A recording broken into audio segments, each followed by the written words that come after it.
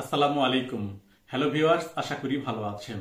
Viewers, এখন থেকে আপনাকে আর ব্যাংকে গিয়ে লম্বা লাইনে দাঁড়িয়ে বিদ্যুতের বিল করতে হবে না। কারণ আজকের ভিডিওতে আপনাদেরকে দেখাবো কিভাবে আপনার হাতে থাকা স্মার্টফোনের মাধ্যমে বিদ্যুৎ বিল খুব সহজেই বিকাশের মাধ্যমে পরিশোধ করা যায়। তো কথা না বাড়িয়ে চলুন কিভাবে মোবাইলের মাধ্যমে বিকাশ অ্যাপসের মাধ্যমে পল্লী বিদ্যুৎ বা যে কোনো ধরনের বিদ্যুতের বিল বিকাশ করা যায় সেটা জেনে নিই। আর একটি রিকোয়েস্ট, আপনি যদি এই ধরনের টেকনোলজি রিলেটেড ভিডিও পছন্দ করেন তাহলে অবশ্যই ভিডিওতে একটি লাইক দিবেন এবং চ্যানেলটি সাবস্ক্রাইব করে রাখতে ভুলবেন না। তো এর জন্য আপনাকে আপনার মোবাইলে বিকাশ অ্যাপসটি ইনস্টল করে নিতে হবে। ইনস্টল করে নেওয়ার পরে সেখানে প্রবেশ করতে হবে। প্রবেশ করার পরে আপনাকে এরকম একটি ইন্টারফেসে নিয়ে যাবে। এরপর এখানে লক্ষ্য করলে দেখবেন যে পে বিল নামে একটি অপশন আছে। এই অপশনের উপরে আপনাকে টাচ করে দিতে হবে। তো এই অপশনের উপরে টাচ করে দিলে আপনাকে এরকম আরো কিছু অপশনের নিয়ে যাবে। এখানে আপনি লক্ষ্য করলে দেখতে পাবেন বিকাশের মাধ্যমে বিদ্যুৎ বিল, গ্যাস বিল, পানির বিল, ইন্টারনেট বিল, টেলিফোন বিল, এমনকি ডিশ লাইনের বিল বা অন্যান্য বিল অনেক কিছুই দিতে পারবেন। বিদ্যুৎ বিল বিকাশের মাধ্যমে কিভাবে দিতে হয় সেটা দেখাবো। এর জন্য বিদ্যুৎ এই অপশনের উপরে টাচ করে দেব। টাচ করে দেওয়ার পরে এরকম যতগুলো বাংলাদেশের বিদ্যুৎ সরবরাহকারী কোম্পানি আছে তার সবগুলোই চলে আসবে। এখানে দেখুন পল্লী বিদ্যুৎ, কিংবা আপনি যদি ডেস্কো ব্যবহার করেন তাহলে ডেস্কো অথবা নেস্কো, অথবা নিচের দিকে আসলে দেখুন আরো আছে ডিপি, ডিসি এবং আরো অনেক যত কোম্পানি আছে বাংলাদেশে বিদ্যুৎ সরবরাহকারী সবগুলি এখানে দেখাবে। তো এখান থেকে আপনার যে অপশনটি সেটা আপনাকে সিলেক্ট করে নিতে হবে। আমি আপনাদের দেখাবো কিভাবে পল্লী বিদ্যুৎ পোস্টপেইডের বিল পরিশোধ করা যায় সেটা।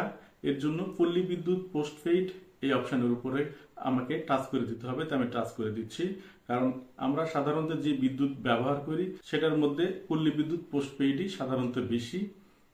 তো এই পল্লী বিদ্যুৎ পোস্টপেইডের উপরে আমি টাচ করে দিলাম।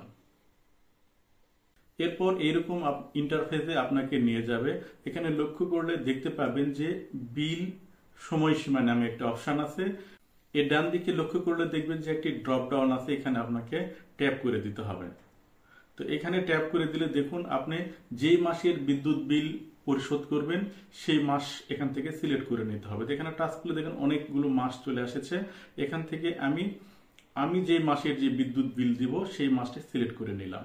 এরপরে দেখুন SMS অ্যাকাউন্ট নাম্বার দিন।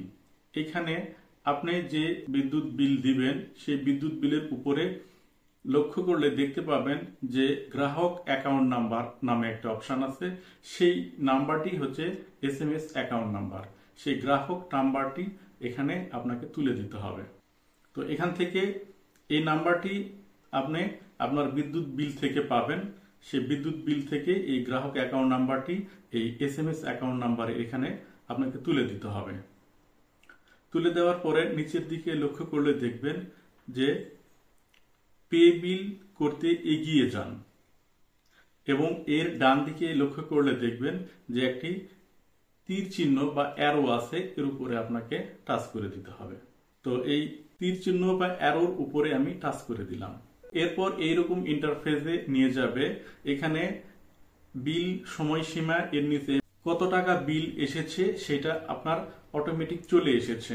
যদি আপনার অ্যাকাউন্ট নাম্বার ভুল হয় তাহলে আপনার বিদ্যুৎ বিলে যে পরিমাণ বিল এসেছে এখানে যে বিল এসেছে সেই বিলটা মিলবে না।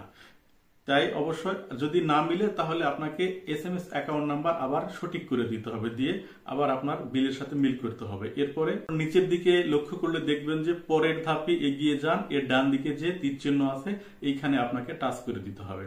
দেওয়ার পরে দেখুন এখানে আবার ওই অপশনগুলো চলে এসেছে এবং আপনি অ্যাকাউন্ট নাম্বার এবং বিলের পরিমাণ যদি মিল থাকে তাহলে এখানে আপনাকে 5 ডিজিটের যে আপনার বিকাশ পিন আছে সেই পিনটা এখানে দিয়ে দিতে হবে। তো আমি বিকাশ পিনটা দিয়ে দিলাম। দিয়ে ডান দিকে যে অ্যারো আছে এর উপরে আপনাকে টাচ করে দিতে হবে। টাচ করে দিলে দেখুন পে বিল নিশ্চিত করুন। এখানে দেখুন একইভাবে আপনার বিলের পরিমাণ কত টাকা সেটা চলে এসেছে এবং এসএমএস অ্যাকাউন্ট নাম্বার সেটাও চলে এসেছে। যদি সবকিছু ঠিক থাকে তাহলে নিচের দিকে দেখুন পে বিল করতে ট্যাপ করে ধরে রাখুন, এখানে আপনাকে টাচ করে ধরে রাখতে হবে। তাই আমি টাচ করে ধরে রাখছি।